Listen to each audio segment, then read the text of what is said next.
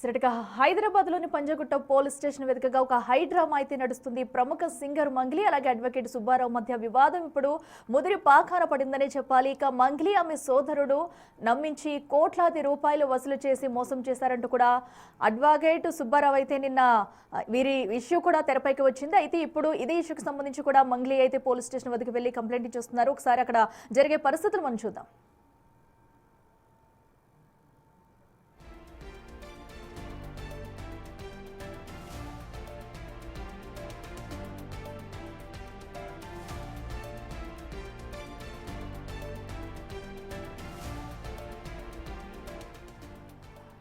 ఏదైతే అటు ఒక భారీ స్కామ్ వెలుగులోకి రావడంతో కూడా ఏదైతే మంగ్లీపై కూడా అటు అడ్వకేట్ సుబ్బారావు అయితే నిన్న కంప్లైంట్ చేయడం జరిగింది. అయితే ఆయన వాంటెడ్గానే ఇదంతా చేస్తున్నారంటూ కూడా ఆయన చేసిన వ్యాఖ్యల్ని పూర్తిగా మంగ్లీ కూడా ఖండించిందని చెప్పాలి. సో ఈ ఘటనలో నాకు ఎలాంటి సంబంధం లేదు, నన్ను కావాలనే బయటకు లాగుతున్నారు, సో బాధితులకి నాకు ఎలాంటి సంబంధం లేదు, సో అడ్వకేట్ సుబ్బారావుపై కూడా తను ఫిర్యాదు చేశారు. దీనికి సంబంధించి నిన్న నార్సింగ్ పోలీస్ స్టేషన్లో ఫిర్యాదు చేశారు. తాజాగా ఈ రోజు అయితే అటు పంజగుట్ట పిఎస్ లో కూడా మంగ్లీ అయితే కంప్లైంట్ చేయడానికి వెళ్లారు. ఆ దృశ్యాలు కూడా మనం టీవీ స్క్రీన్ మీద అయితే చూడొచ్చు. గత కొన్ని రోజులుగా కూడా అడ్వకేట్ సుబ్బారావు తనని కలవాలని దీనికి సంబంధించి కూడా తనను చిత్రహింసలకు గురి చేస్తున్నారంటూ మంగ్లీ కూడా నిన్న ఫిర్యాదులో పేర్కొంది. సో తను ఇచ్చిన ఫిర్యాదు మేరకు ఒక ఎఫ్ఐఆర్ కాపీ కూడా బయటకు రిలీజ్ చేశారు నార్సింగ్ పోలీసులు. సో ఇప్పుడు తాజాగా కూడా నిన్న ఆల్రెడీ అటు అడ్వకేట్ సుబ్బారావు కూడా మంగ్లీపై పంజగుట్ట పిఎస్ లో కేసు నమోదు చేశారు. సో ఈ రోజు తాజాగా ఇప్పుడు మంగ్లీ కూడా తనపై మరొకసారి కంప్లైంట్ ఇవ్వడం జరిగింది. ఆ దృశ్యాలు కూడా మనం టీవీ స్క్రీన్ మీద చూడొచ్చు. ఏదైతే జనాన్ని మోసం చేస్తూ ఏకంగా 150 నుంచి 200 కోట్ల వరకు కూడా బాధితులు నష్టపోయారు. సో వారందరూ కూడా మంగ్లీ పేరు తనకి చెప్పారు. సో మంగ్లీ సూచించడం వల్లే మేము దీనిలో భారీగా పెట్టుబడులు పెట్టామంటూ నానా హంగామా చేస్తున్నారు బాధితులంటూ కూడా అడ్వకేట్ సుబ్బారావు అయితే చెప్పడం జరిగింది. అయితే దానిని పూర్తిగా ఖండించిన మంగ్లీ అయితే సో కావాలనే నాపై తప్పుడు ప్రచారం చేస్తూ నా పరువుని బజారుకి ఈడుస్తున్నారంటూ కూడా మంగ్లీ అయితే నిన్న నుంచి చెప్పుకుంటూ వస్తుంది. సో అడ్వకేట్ సుబ్బారావు చేసిన వ్యాఖ్యలను అయితే పూర్తిగా కొట్టిపారేసింది మంగ్లీ. సో ఇప్పుడైతే అటు పంజగుట్ట పిఎస్ వద్ద అయితే వారు మాట్లాడుతున్నారు. ఒకసారి అక్కడ విజువల్స్ చూద్దాం.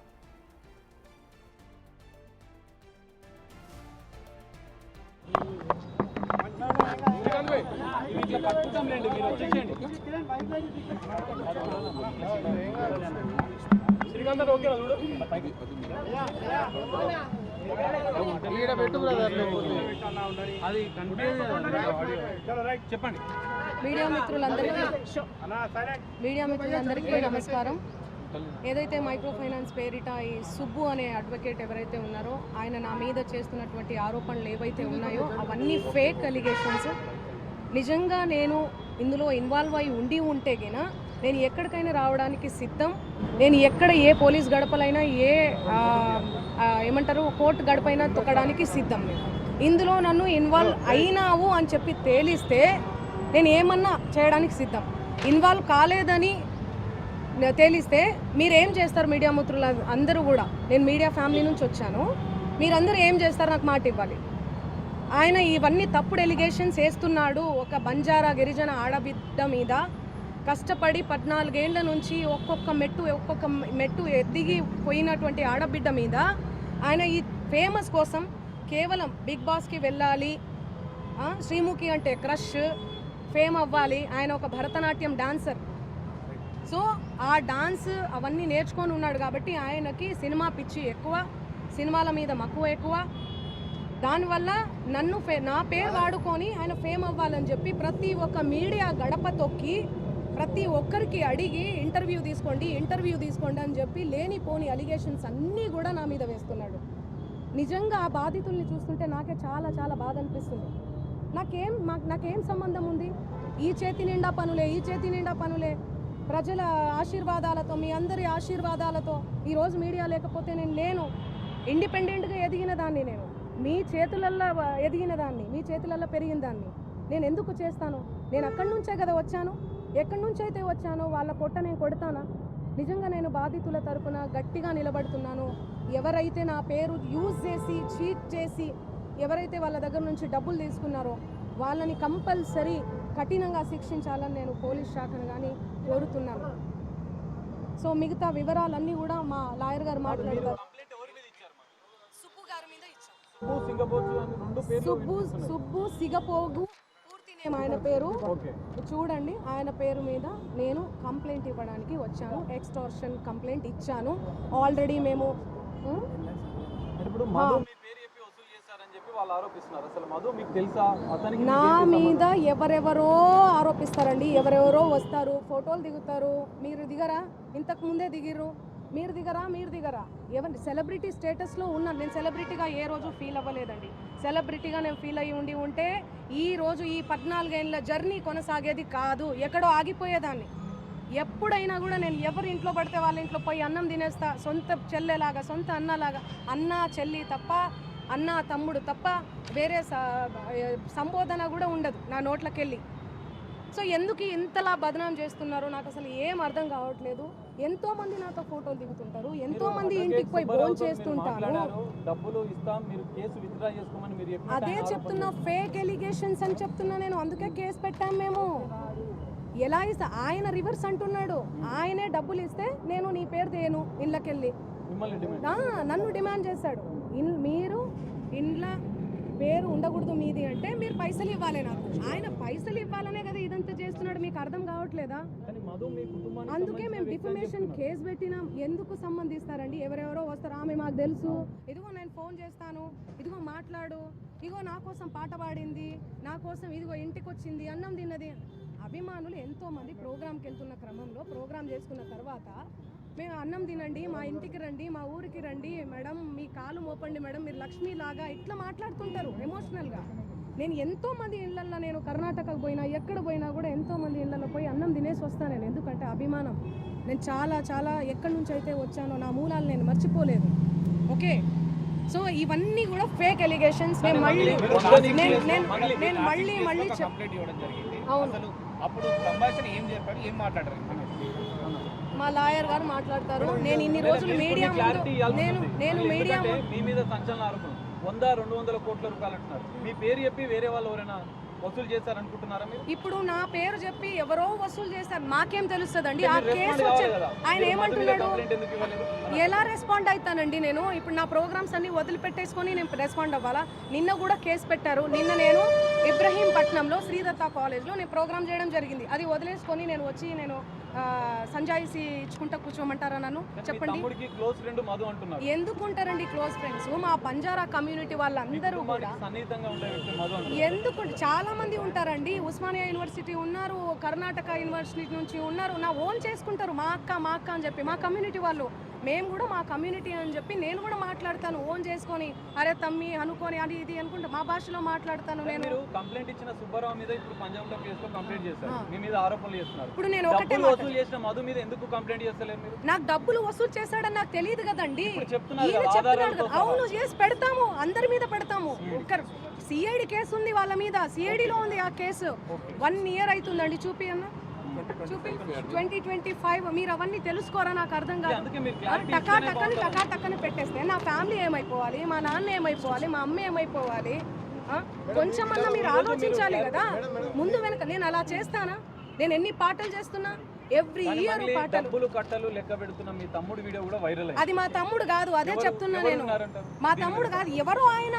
మా తమ్ముడు ఫోటో చూపియాలనా నేను? మా తమ్ముడిని చూపియాలనా? ఫోటో చూడండి, నా ఇన్స్టాలో ఉంటది, అన్ని దగ్గర ఉన్నాయి. తమ్ముడికి మధు కూడా ఎలాంటి సంబంధం లేదంట. సంబంధం అంటే ఫ్రెండ్షిప్ ఉంటదండి. హాయ్ అంటే హాయ్, బాయ్ అంటే బాయ్. వాళ్ళు ప్రోగ్రామ్ కానీ వచ్చిర్రు, తీజ్ ప్రోగ్రామ్ జరుగుతుంది, సేవాలాల్ ప్రోగ్రామ్ ఉంటది, ప్రోగ్రామ్ కానీ వచ్చిర్రు. ఆ బంజారా కమ్యూనిటీకి సంబంధించినటువంటి వ్యవహారాలు, ప్రోగ్రామ్స్ ఏవైతే ఉంటాయో అవన్నీ మా తమ్ముడు చూసుకుంటాడు. మిగతా తెలుగు ప్రోగ్రామ్స్, కర్ణాటక కన్నడ ప్రోగ్రామ్స్ ఏమైతే ఉన్నాయో అవన్నీ నా మేనేజర్ చూసుకుంటాడు. సో అది నా ఎంతో మంది వస్తుంటారు. ఇప్పుడు నా పేరు చెప్పి వాళ్ళు వసూలు చేసుకునే నాకేం తెలుసు? నేనేమన్నా రోబోనా, లేకపోతే దేవుణ్ణా, దేవతనా? లేకపోతే నేను చూసుకుంటూ కూర్చోనికి ఎవరెవరు నా పేరు మీద ఏం చేస్తున్నారని చెప్పనీకి?